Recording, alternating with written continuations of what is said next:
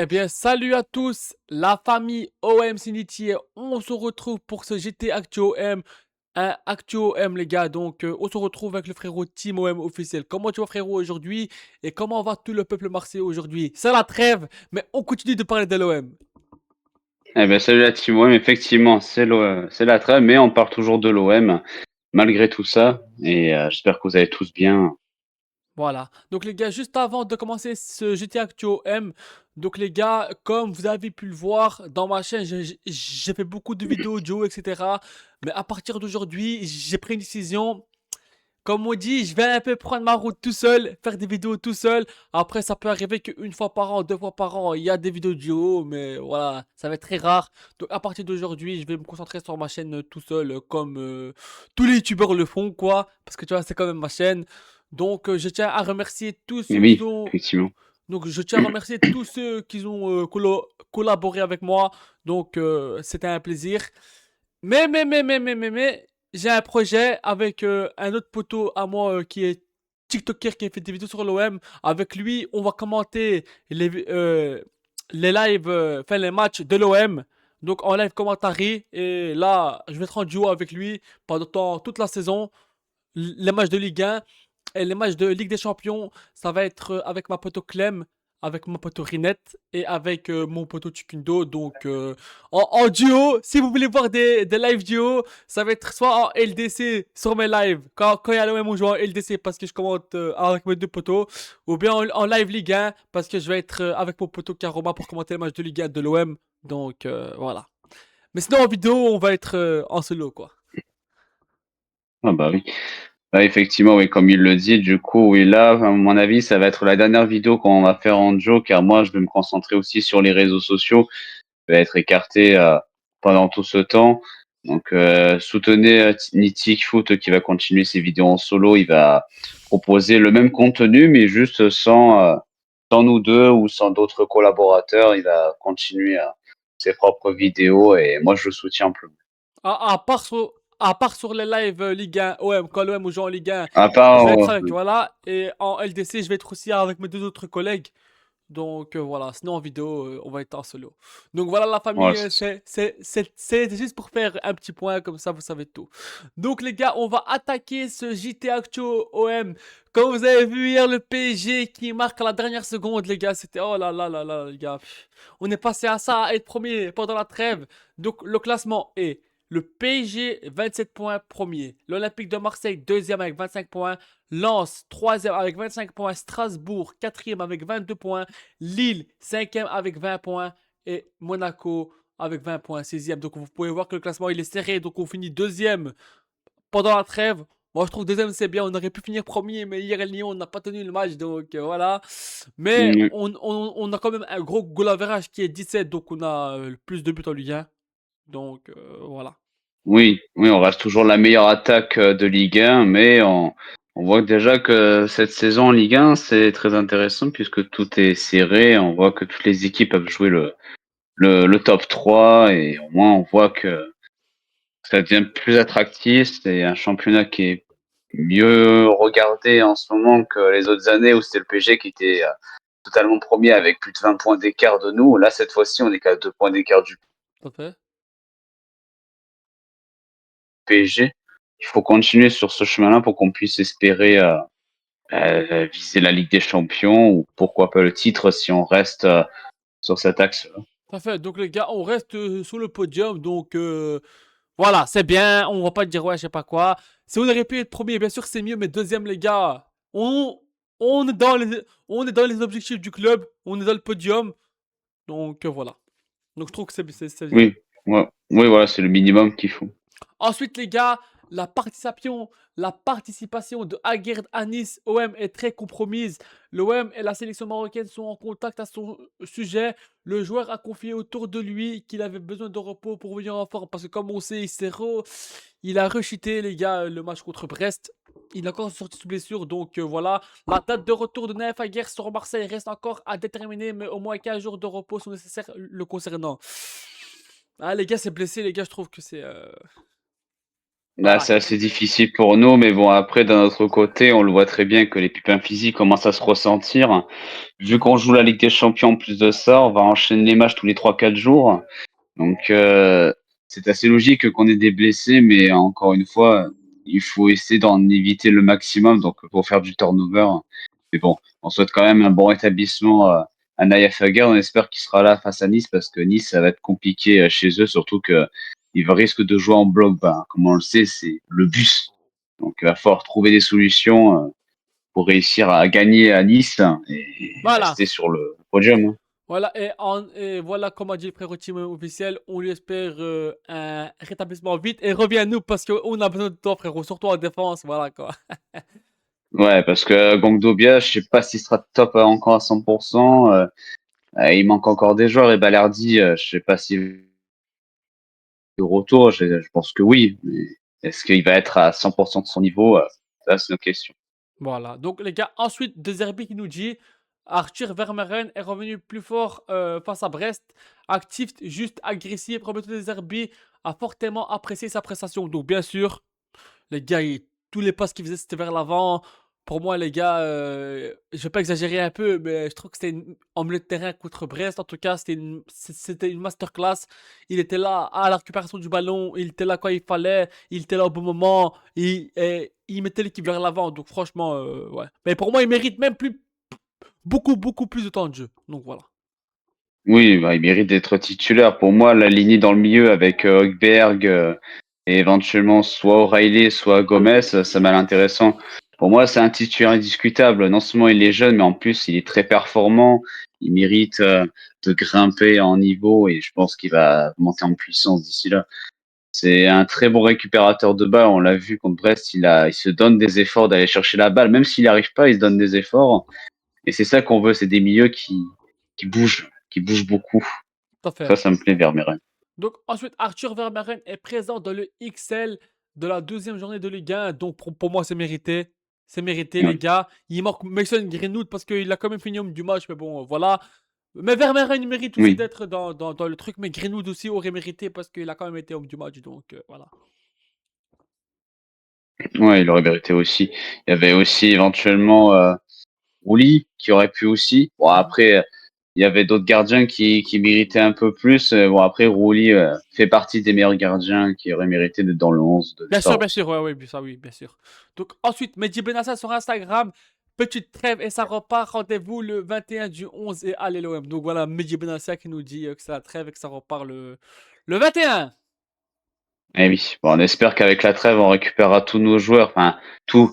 Non, parce qu'on manquera Gouiri encore. Medina, on ne sait pas, mais je pense que normalement, il devrait être de retour, hein. Tant qu'on récupère un maximum de joueurs après la trêve, ça serait déjà ça.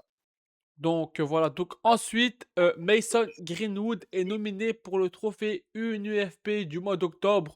Donc pour moi, les gars, ils méritent même de le gagner, hein, pour moi, les gars. Oh, bah oui. Parce que Il reste d'être, parce qu'il est beaucoup en concurrence avec Panicelli en termes de buteur, mais pour moi, Greenwood, il mérite plus d'avoir ce titre, hein. Surtout qu'il a marqué un quadruplé contre le Havre. Bon, c'est sûr, c'est que le Havre, mais marquer un quadruplé, c'est pas toujours que tu en marques. Donc, il mérite. Bon. Donc ensuite, Mehdi Benassia répond à Jérôme Roten. Quand on regarde la vie extérieure, il faut tout jeter, tout est catastrophique, à commencer par moi, le coach, le président, les jeunes, les joueurs, il n'y a rien qui va. On a l'habitude, je leur dis, de ne pas écouter toutes ces conneries. Ils veulent déstabiliser, mais ils ne veulent pas réussir. Toi, qu'est-ce que t'en penses de... Bah, il a raison. Oh, bien sûr. Ah, il a raison parce que c'est que des anti-OM, hein. On sait très bien que les journalistes, ils vont toujours essayer de nous déstabiliser le groupe avec leurs questions de merde, hein, si je puis dire. Parce qu'à On chaque le fois, sait ils vont très bien. dire, en fait, ils provoquent, donc ils savent que c'est Marseille en face et ils vont provoquer avec leurs questions de Ouais, merde, quoi. ouais, bah c'est ça. Et même la chaîne d'équipe, ils te mettent des titres qui n'ont aucun rapport, tout ça pour créer de la polémique, hein. Et après, c'est comme ça que tu déstabilises le groupe. Moi, je pense que le mieux, c'est que, comme ce qu'avait fait De Zerbi la saison dernière, c'est de partir en Italie ou je sais pas ailleurs pour essayer de d'éloigner le groupe de ces journalistes qui n'ont rien à faire là Parce que les et gars, essayer de se concentrer à fond sur la saison pour qu'on puisse se requalifier en Ligue des Champions. Et voilà. Là, c'est c'est le mieux, c'est de s'écarter de ces journalistes parce que Roten, Riolo ou je sais pas qui. Même Khalid Acharchour, je me trompe pas. Ouais. Lui aussi, il est un peu chiant hein, des fois dans ses explications. Moi, je l'aime pas. Après Walid, quand tu compares avec les Ah, autres, Walid, pourquoi je dis non, non, pas Walid, euh, Riolo. Oui, oui, Riolo. Et t'inquiète pas, hein, après, je vais faire une vidéo sur OM Atalanta. Je vais revenir sur les erreurs arbitrage un peu. Parce que tu vois comme ça la trêve, on va s'occuper de parler de ça. Oui. Mais Riolo, t'inquiète pas, je vais arriver parce que celui qui me parle d'arbitrage, c'est un blaireau. Ah bon? T'inquiète pas. Après, je vais arriver, mais comme il dit le frérot, t'en as certains, les gars, c'est vraiment des. Voilà quoi. On, Ouais, on, déstabilise. on dirait pas que que c'est des journalistes pros, c'est tout, voilà. Ouais, non, c'est pas journaliste pro parce que j'ai l'impression que leurs questions déjà sont pas assez logiques, pas assez pertinentes, on va chercher le mot. Elles sont pas pertinentes leurs questions, mais en plus, j'ai l'impression qu'ils essaient de chercher un peu La la bête. poudre qui Voilà. fait que, voilà, ils essaient de chercher un peu la poudre qui fait tout péter. Et du coup, c'est à cause de ça que ça fait déstabiliser le groupe, hein. Des questions pour mettre la pression, en fait. Et tu le vois que De Zerbi, il en a marre des fois. Après, bon, il avait dit qu'il aimait ça, la polémique, tout ça. Mais bon, après, d'un autre côté, la polémique, c'est ça qui fait un peu mettre la pression sur les joueurs que si jamais tu gagnes pas, tu vas te faire humilier, tu vas te faire insulter, tout ça. Bon, ça, de toute façon, on a l'habitude de se faire insulter, mais bon, cette Voilà. polémique est un peu chiante parce que du coup, ça met la pression sur tout le monde. Et après, les joueurs, bon, ça se trouve, ils vont pas réussir leur coup, ça peut partir en cacahuète, on peut se retrouver dans le déni. Donc le mieux, c'est de même pas leur répondre en fait à ces journalistes. Je pense que Donc, les joueurs, faudrait qu'ils essaient de chercher une phrase toute simple à dire. Je peux pas vous répondre sur ça, nani, nana, au lieu donc de Benassia développer des a trucs. bien répondu à Jérôme Roten. Voilà, il lui a bien dit. Voilà. Parce que Jérôme Roten, toi, je t'aimais bien, mais là, frérot, toi aussi, tu commences à. Tu commences à, voilà, à faire comme les autres. Parce qu'avant, je trouvais qu'il était quand même assez objectif. Mais là, je trouve que. Voilà, Il quoi. est moins. Voilà. Mais après, c'est aussi les journalistes, tu vois, qui provoquent avec leurs questions et tout. C'est bon, quoi. Faut arrêter. Faut arrêter. Ouais, le mieux c'est d'avoir des journalistes marseillais, c'est mieux comme ça, au moins ça pose des questions plus pertinentes, Et plutôt que ça, voilà. des cons. Parce que là, t'invites la chaîne Équipe, RMC Sport, l'Afterfoot, je sais pas Tous quoi, ceux ouais, qui c'est aiment bon. pas le M, quoi, tu vois. Moi, je me dirais pourquoi est-ce qu'ils iraient pas plutôt poser des questions au Paris Saint-Germain, hein, tant qu'à faire. Plutôt eux qu'il faudrait leur poser les questions. Voilà. Eux, voilà, puisqu'ils aiment bien le PSG, pourquoi est-ce qu'ils viennent nous embêter? Voilà. Je dis rien. Donc ensuite, Robin Novaz n'envisage absolument pas un changement de nationalité convoité par le Sénégal. Son avenir inter- international reste pour le moment tourné vers les sélections françaises. L'OM et l'entourage de Robin Novaz ont été surpris par sa sélection en équipe de France U19. De son côté, De Zerbi ne se plaindra pas de cet oubli. Il va pouvoir travailler avec lui pendant la trêve. Donc, avant, il y a quelques jours en arrière, on nous dit qu'il discute avec le Sénégal, mais rien n'est sûr. Et là, on nous dit il y aura absolument pas de changement de nationalité. Et là, apparemment, il n'a pas été sélectionné avec l'équipe de U19. Moi, je trouve que c'est une bonne chose. Comme ça, De Zerbi peut bien travailler avec lui. Oui, après, je pense que c'est une bonne chose. Alors, je vais pas non plus dénigrer comme quoi il devrait pas rejoindre le Sénégal, tout ça, un truc comme ça. Mais d'un autre côté, sachant qu'il y a la CAN pour moi c'est une compétition qui n'a rien à faire là dans la saison. Ça casse le rythme. En plus, tu perds tous tes joueurs africains de ton équipe. Moi, le mieux c'est qu'il aille en équipe de France. Je pense que c'est le mieux. Parce qu'au moins, tu sais que l'équipe de France ne jouera pas de compétition comme la CAN, ça jouera l'Europe ou la Coupe du Monde. Voilà. Et c'est largement après la saison. Au moins, tu es sûr que Robin Ovas ne va pas faire des matchs supplémentaires ou qu'il y ait des chances qu'il se blesse.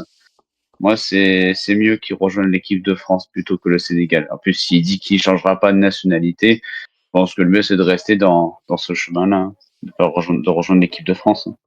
Bien sûr. Ouais, en fait, on sait que le Sénégal, c'est son pays, mais quand tu regardes à côté, pour nous, c'est mieux Ah, qu'il ça. parte pas, quoi, tu vois. Bah oui, parce que bon, si on perd Vaz, déjà qu'on perd Aubameyang, Gouiri qui est blessé, je te retrouve avec qui en pointe d'attaque? Bah Manqué après, que lui. après, moi je le comprends si si il va au Sénégal, on va pas lui en vouloir parce que tu vois, c'est son pays, c'est Oui, ses racines, tu vois, oui, on voilà. comprend, c'est normal, tu vois. Moi-même qui suis albanais du Kosovo, tu vois, qui est pour le Kosovo, quand je vois des fois des joueurs, au lieu de venir chez nous au Kosovo, ils vont autre part, ensuite en Suède, je me dis, mais putain, ils sont sérieux ou quoi? Après, ils viennent pas jouer, tu vois, pour leur pays, tu vois. Donc s'il va là-bas, c'est bien, mais nous, là, on parle pour l'OM, parce que déjà, tu vois, que pendant la CAN, on va être dans la mise. Si on perd aussi Vaz, là, c'est la fête, hein. Ouais. Après, sachant que là, les matchs que les joueurs africains vont rater, ça sera 2 matchs de Ligue 1 contre Nantes et Angers. Ça va, c'est pas des gros adversaires, donc on peut se passer d'eux. À part que Angers, faudra se méfier quand on ira chez eux, parce que je trouve que cette équipe a un peu changé de visage. Et après, on va affronter le PSG du coup pour le trophée des champions. Ça va être plus costaud, mais bon, Voilà, tout est possible malgré les absences. Faudra aligner le meilleur 11 possible pour qu'on soit un peu plus tranquille parce que là, ça voilà. va être tendax. Ensuite, l'OM s'est positionné pour prendre une grande partie des locaux de Galerie Lafayette. L'enseigne devrait partir dès le 15 novembre du centre commercial du Prado. Le club souhaite y installer un musée et sa boutique. Les négociations sont toujours en cours car l'OM ne souhaite pas voisiner avec n'importe quelle enseigne. Et moi, je trouve que c'est une bonne chose d'avoir sa boutique et son musée. Donc, je trouve que c'est une bonne idée. Et toi, qu'est-ce que tu en penses de cette idée-là? Bah, je pense que c'est une bonne chose aussi. Ça permet de faire accueillir un peu plus de touristes, histoire de d'agrandir non seulement la collection OM, ça permet de gagner de l'argent aussi, puisqu'il y a un côté économique aussi.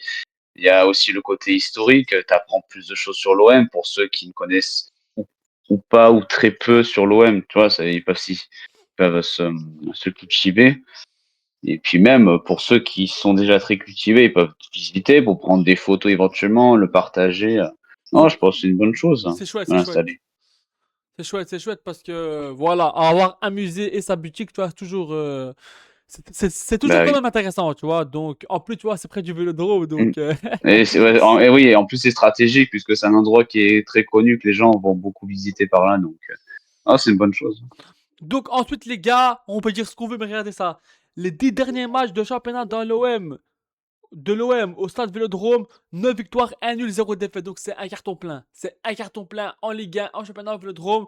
Donc, ça, c'est bien, tu vois, parce que ça veut dire qu'au Vélodrome, on perd Bah, pas, donc en Ligue 1. ça veut dire qu'on est une forteresse à laquelle on ne perd pas. Alors, de base, on devait perdre contre le PSG, puisqu'à chaque fois, ils arrivent à nous battre. Mais cette fois-ci, ça a changé, puisqu'on a réussi à enfin les battre. Du coup, on conserve notre invincibilité. Et si on peut continuer là jusqu'à la fin de la saison, ça serait très bon. Là, on ferait un meilleur score que précédemment dans les dernières saisons. Donc C'est bien. voilà, donc ensuite Roberto De Zerbi est l'entraîneur de l'OM avec le pourcentage le plus élevé de victoires en Ligue 1. Donc De Zerbi, Zerbi qui a 60,9 et je vais laisser le poteau Enzo dire le reste. Après, on a notre entraîneur qui nous a fait gagner la Ligue des Champions. Je sens que vous le connaissez, bien sûr, notre cher Raymond Goethals, hein, qui a du Voilà. coup 59,4% si je ne me trompe pas. Moi c'est ça. Et après, on a notre Lucien Leduc. Alors oui, c'est un entraîneur assez ancien qu'à mon avis, il date, hein. Voilà quoi. J'ai dû faire quelques recherches sur lui pour essayer de l'étudier un peu.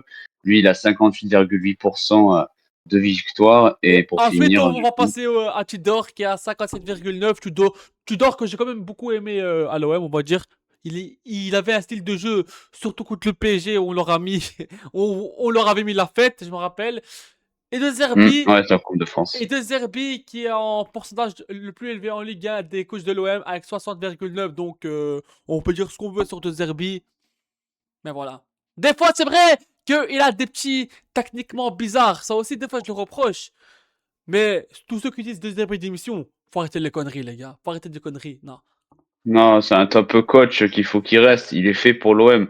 C'est juste que, voilà, c'est la pression, tout ça du Vélodrome. Il faut continuer à la supporter. De Zerbi, il arrive. Maintenant, il prend ses responsabilités. Il avait assumé que ses tactiques, elles n'étaient pas bonnes. Le jeu qui était lent, il a corrigé. Contre Brest, on a gagné. Voilà. Maintenant, on ferme nos bouches. On continue à faire confiance à De Zerbi.